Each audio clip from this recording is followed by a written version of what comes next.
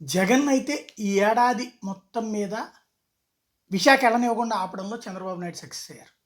విశాఖపట్నానికి తరలింపు అన్నటువంటి వ్యవహారం దసరా, దీపావళి, దసరా, ఉగాది, దసరా, దీపావళి, కనీసం క్రిస్మస్ అనుకున్నటువంటిది కూడా న్యాయస్థానాల ద్వారా ఎప్పటికప్పుడు అడ్డుపడుతూ ఉండటంతో డిసెంబర్లో వెళ్ళిపోతారన్నటువంటి మరొకసారి ఆగింది.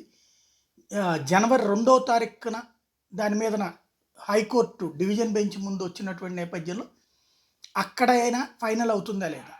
ఎందుకంటే ప్రభుత్వ శాఖల మార్పు ఏం కాదు, అక్కడ శాఖలు ఎక్కడే ఉంటాయి, వీళ్ళకి సంబంధించిన సబ్ ఆఫీస్ అక్కడ ఉంటుంది. దాన్ని ఆపడానికి అయితే వాస్తవంగా హక్కేమీ లేదు.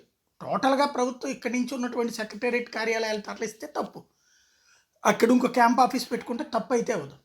సుప్రీంకోర్టు కూడా ఆ మాట చెప్పింది. అప్పుడు కేసినేని వాళ్ళ పిఏ లింగమనేని వేసినటువంటి పిటిషన్ మీద మాట్లాడిన అదే ముక్క అడిగింది, అసలు మీరెవరు చెప్పడానికి అన్నట్టు. దాంతో విత్డ్రా చేసుకునేటువంటి పరిస్థితి. అట్లాంటి సిచ్యుయేషన్ నుంచి ఇప్పుడు మళ్ళీ ఏదో ఒక కొత్త లిటిగేషన్ రైజ్ చేసుకొచ్చినటువంటి వ్యవహారం మీదన ఈ ఏడాది అయితే ఆపగలిగారు, వచ్చే ఏడాది ఇక వెళ్ళిన ప్రయోజనం ఏంటన్నదే ప్రశ్న.